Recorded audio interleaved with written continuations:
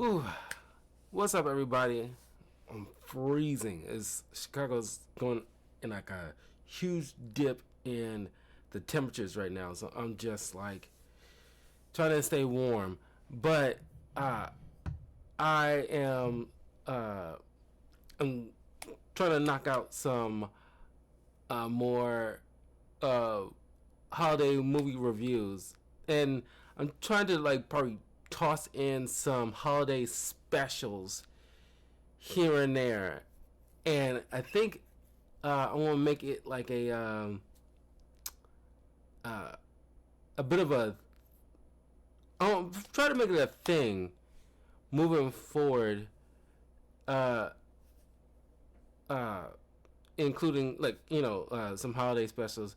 I think next year I'll probably could start throwing in some maybe Halloween specials for next October and some Thanksgiving specials.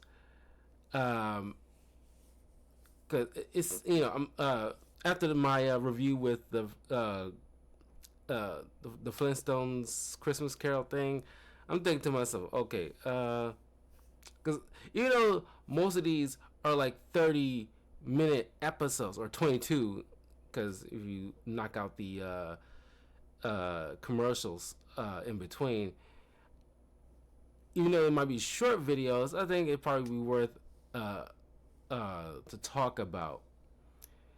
So hopefully you guys enjoy this, because it's fun to kind of revisit these old uh, cartoon specials that man, I just got a kick out of as a kid. So today I'll be covering the Billy and Mandy, the Grim Adventures of Billy and Billy and Mandy Save Christmas. Now, I love the Billy and Mandy show. Uh, it just, I remember when I was so young.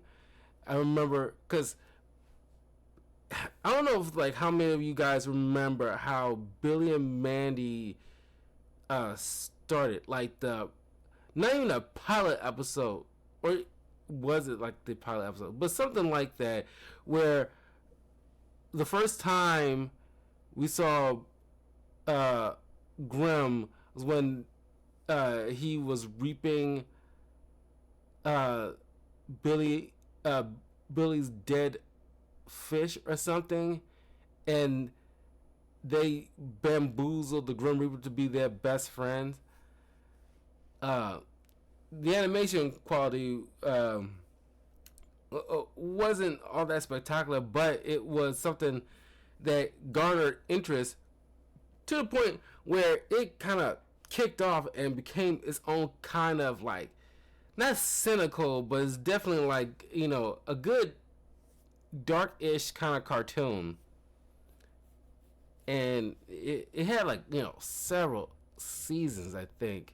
But anyway, they had their first holiday special, which I want to show off the promo. I think that's another thing. I want to make it a thing to show off the promos of each of these.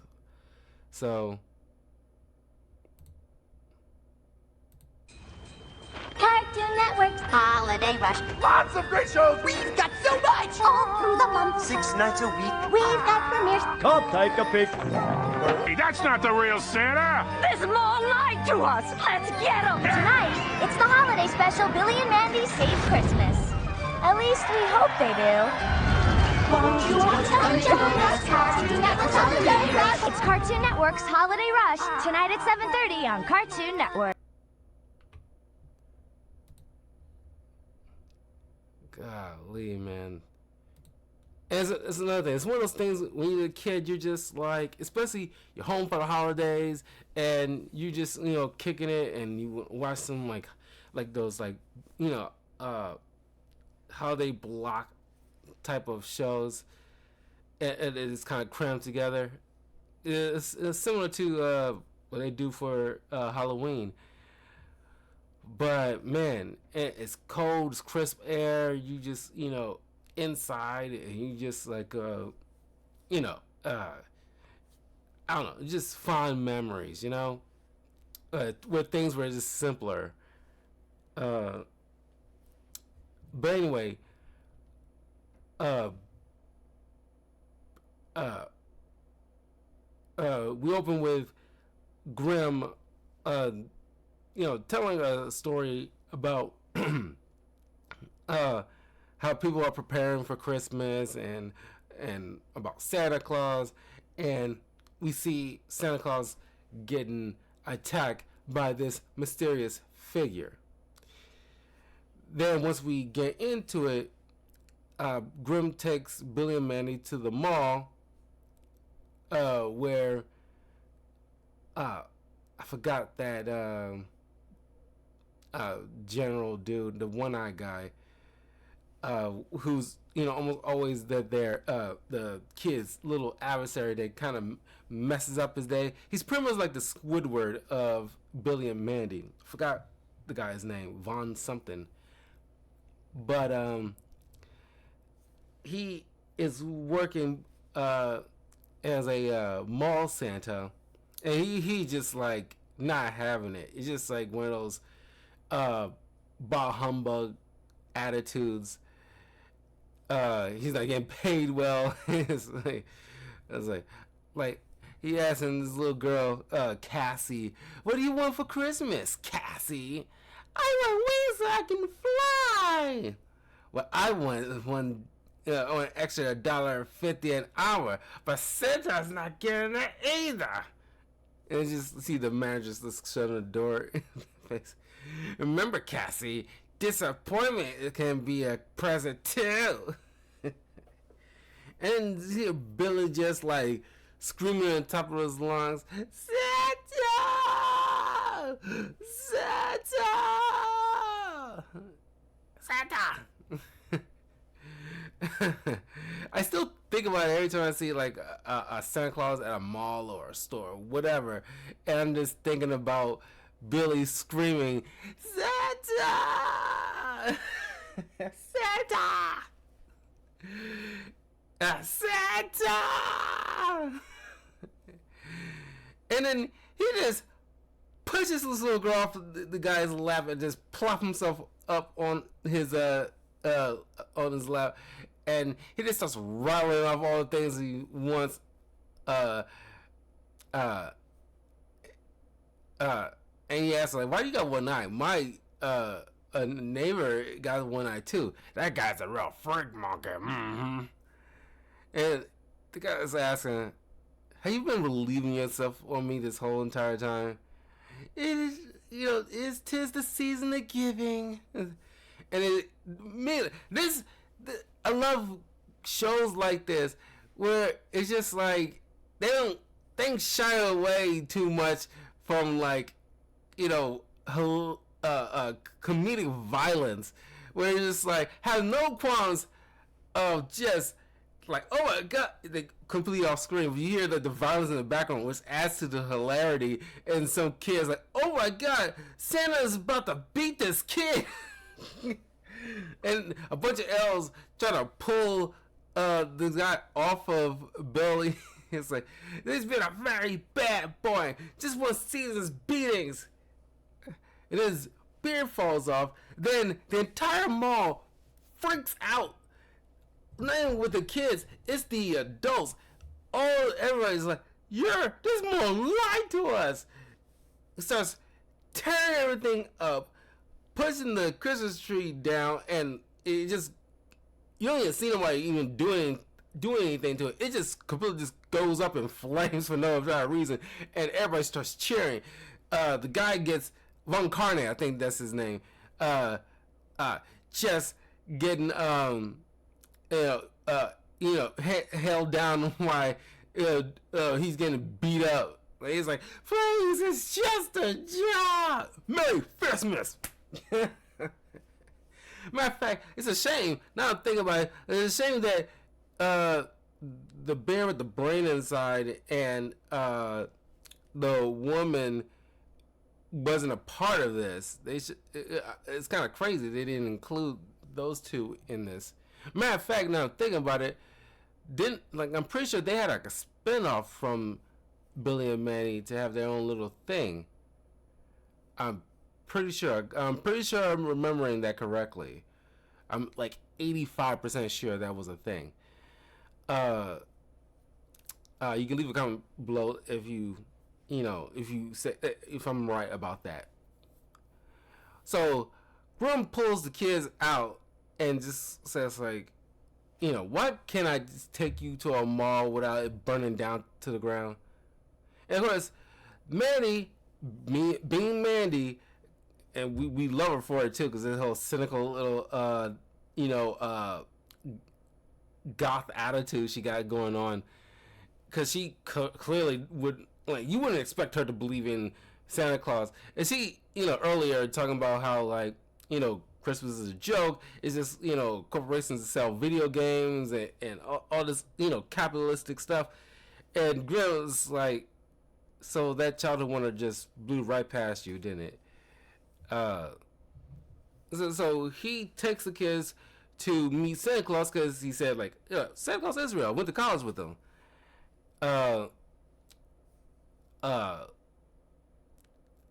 So he teleports them to the North Pole where, something's up. The sleigh, the motor is still running, and the place is all boarded up. Nobody's active.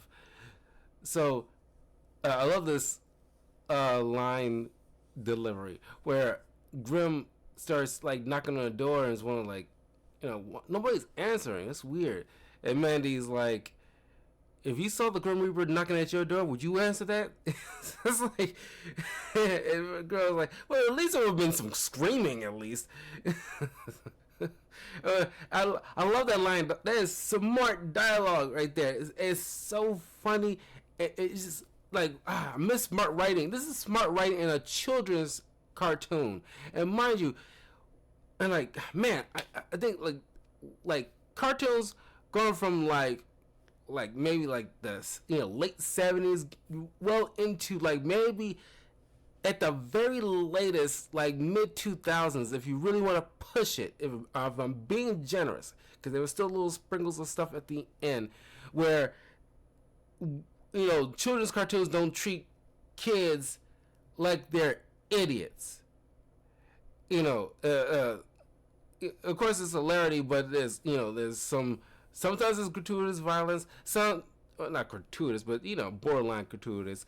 You can handle certain adult themes that might go over a kid's head, but parents watching with a kid will find it hilarious.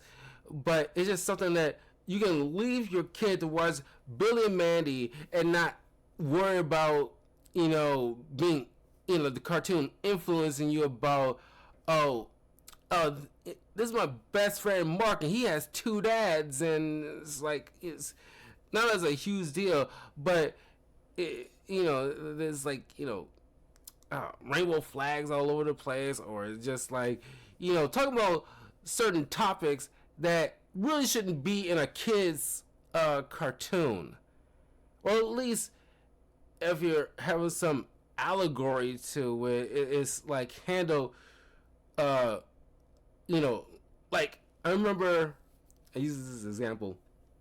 I remember the episode on one of the Green Arrow shows. Because it was a height of when it was dealing with a lot of school shootings, and clearly, like, one of the episodes, they kind of making a topic about that. Now, by the end of it, they left it vague to how they solved the solution, because they didn't want to. Because you don't want to sit there and be lectured and finger wagging at the audience. As annoying. But even more annoying, you do it in like a kid's cartoon. Although, depending on the age demographic, like Static Shock, which had an episode dealing with a school shooting kind of thing. And that was handled more intelligently. Even having some kind of static at the end, like an epilogue, doing like the whole Sonic Says kind of thing, to the responsible ways of handling a situation like that. Go to an adult, speak with your teachers and your parents, and you know you know uh, be kind with one another. Matter of fact, there's a Static Shock episode.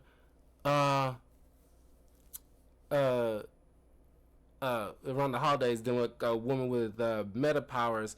Uh, pretty much like the Elsa 1.0 kind of girl, but she was homeless, and Static was like helping her because she didn't know what she was doing, but she was homeless and she was going through problems. That was dealing with like homelessness crisis, but it wasn't so heavy-handed. That's the word I was looking for. You don't want heavy-handed stuff into children's programming, but if you're going to do it, know the demographic that you're trying to do it in, and try to you get smart writers. You can get it done without it being a lecture. Like and that's why, like, we don't get these kind of shows anymore. And having those sensitive parents, they don't want to let their kids watch certain things because they wouldn't. Most parents nowadays wouldn't let their kid watch, like, unless they grew up watching Billy and Mandy. But most new parents probably wouldn't let kids watch something like Billy and Mandy because of certain words being used, like, oh my God, he said this, and that's insulting to indigenous people or something. I don't know, and be like a whole thing.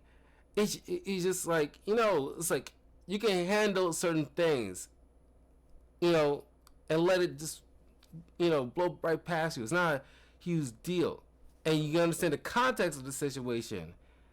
Stop being soft. Ah, man, they don't make cartoons like this no more. We got things like Bluey, but Bluey is one of those things. It's like, trying to be safe and, like, for their kids' sensibilities. Anyway, don't want to go too off topic here, but they go inside and they see Mrs. Claus and a bunch of elves cowering behind behind a table. And I love Mrs. Claus is so nonchalantly tells the elves, "Don't worry, it's just death." And she's completely freaked out.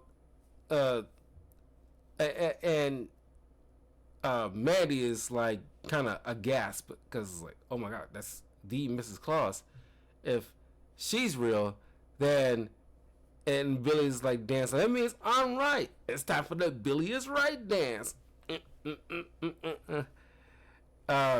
So she takes the kids down to the basement where they, have, for some reason, instead of just incinerating them, they got all these almost looking like they're demonic in some kind of way. These defective toys that don't know why they were even created, for what purpose. But you got like a dog that has eyes that follow you around, and the thing just rolls its eyes until it falls off this head. Cannibalistic puppets for what for? But then they go to this gingerbread coffin where Santa is chained up and he's turned into a vampire.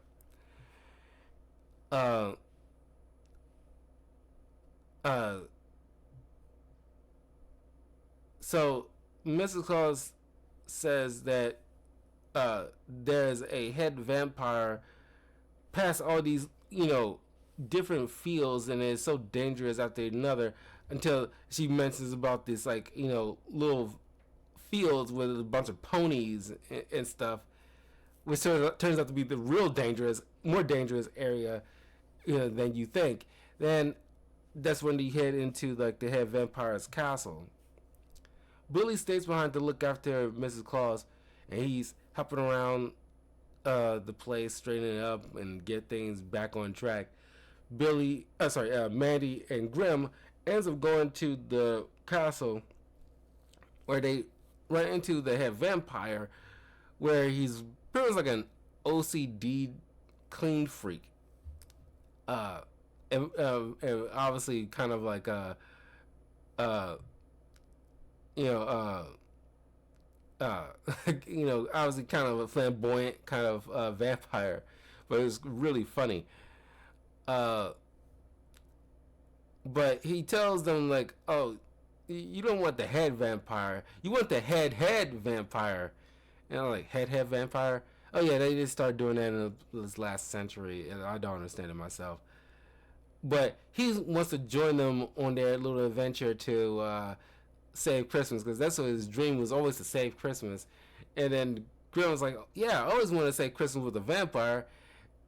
And they both have this kind of similar flashbacks as kids in school, talking like, I'm gonna save Christmas when I grow up.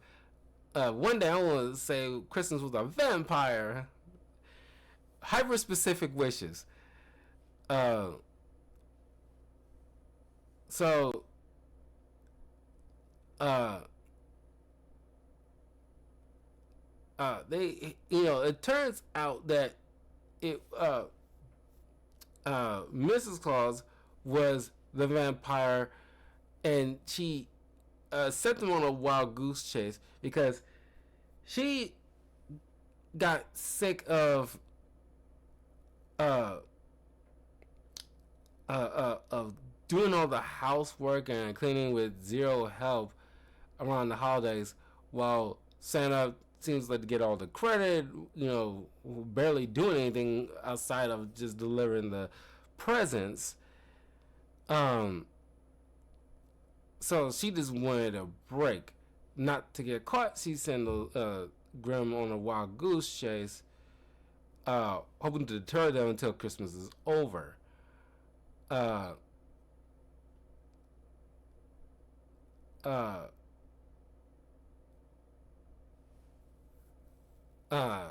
so, darn near all the elves, I'm not sure how many weren't, but most of the elves are turned into vampires. So they send fighting them off all throughout the toy shop, while Billy ends up making some fresh cookies and milk, which snaps. Well,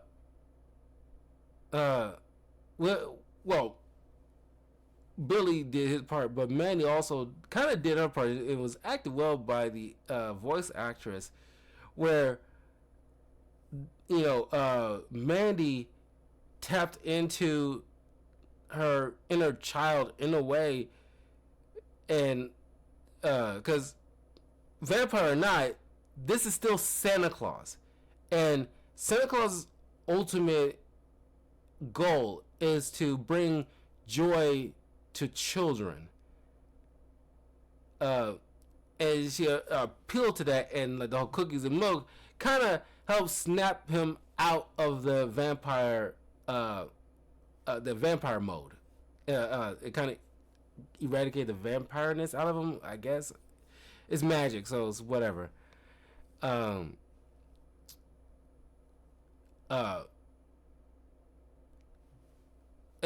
Claus is, not tripping, because he's between you and me, this happens every so often. It's like, really, you get turned to a vampire more often than this is not the first time this happens. But Mandy had an idea, considering that the head vampire is a bit of a neat freak. He stays with the Clauses to help her with the cleaning, and kind of like picking up the extra pair of hands, so she don't have to feel so run down. So the special ends with they all holding hands and singing Christmas music, while some punk kid on the outside, who in the North Pole for some freaking reason, starts like mocking them, and he gets attacked by a bunch of vampire elves. Like I said, they don't show the kind of thing, have these things in cartoons nowadays for kids. If they are, it's very rare. It's like, well, everybody's singing, humming Christmas music while some kid getting like attacked by vampire elves outside the building, and it's like he's really like ah. It's so freaking dark. It's so funny. It gets 0 F's. Who cares? It's so stupid. Oh my god. Oh god. It's so doggone funny. And that's how you do like dark comedy, man. You don't get like brilliant like writing like that anymore. Oh my goodness. I love it. So that was Billy and Mandy Save Christmas. It's a very funny special. Highly recommend. They show this almost every, definitely every December. Sometimes even earlier in November on Cartoon Network. Cartoon Network, Nickelodeon, Disney. They're like the stars when it comes to like, specials of the holidays. But especially Christmas. But definitely check it out. Definitely show your kids, if you have kids, the Grim Adventures of Billy and Mandy. It's a wonderful show. Because when it comes to like cartoons that I recommend if you got kids, like I said, I'm pretty sure there's certain shows nowadays here and there currently that's not anime, but Western made cartoons nowadays might be good for children that isn't got some isn't crazy with the wokeness crap. But I just recommend for like legit good cartoons.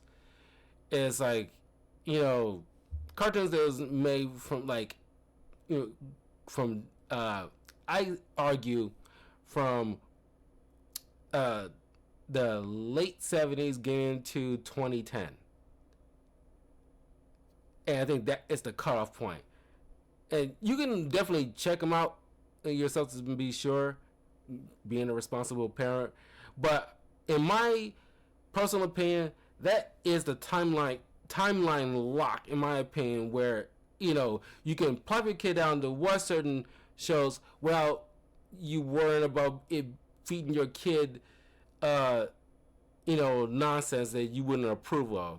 It's just hilarious humor, and that's all there is. Like King of the Hill is another show that you can easily watch with your kid, but you can feel comfortable leaving your kid in front of it without it being like a huge thing. Same thing with like The Simpsons, or even something like Billy and Mandy, Ed and Nettie, Regular Show, Powerpuff Girls, Dexter's Laboratory, SpongeBob. Definitely like at least the first 8 seasons of SpongeBob, but it gets kind of like iffy afterwards. But in general, SpongeBob, Blue's Clues, like Little Bear, crap, there's a bunch of shows like from the on the Kids WB that aside from the anime stuff. Because the anime stuff is just in general always good, but you're gonna watch like what was it, Mucha Lucha, Shaolin Showdown, Man in Black animated series, of course Batman the animated series and Spider-Man the animated series, Superman the animated series, Justice League animated series. And there's like Justice League Action and Batman, the Brave and the Bold, Batman Beyond, a spectacular Spider-Man, X-Men animated series, kind of X-Men 97, X-Men Evolution, definitely show your kids X-Men Evolution. the Incredible Hulk animated series. Yeah, just at this point, I'm just rattling off cartoons that I grew up with watching that was just good for children to see. Static Shock, like I said, I'm not even counting the animes, because in general, the animes are always good. You can have your kids watch. You know, like Yu-Gi-Oh, Pokemon is just like the big ones that you can definitely put your kids in front of, and you don't have to worry about it.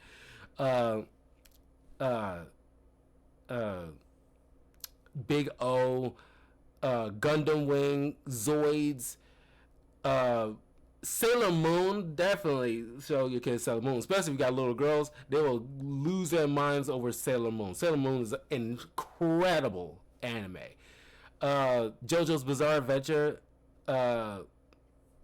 that's pretty good, but it's definitely not for small kids, but definitely like when they get in their preteens, it's good for them. That's when you can start like showing like JoJo's Bizarre Adventure. Yeah, I'm just gonna just leave it there. Like Bleach, Trigun, but yeah, I'm just but that's just my 2 cents. But any case, I will see you guys in a little bit. I got another Christmas movie review that came out last year that I want to talk about. But leave a comment below. Let me know what cartoon specials that you remember growing up with that you just love to death and you revisit it almost every year. But in any case, I will see you guys soon. Take care.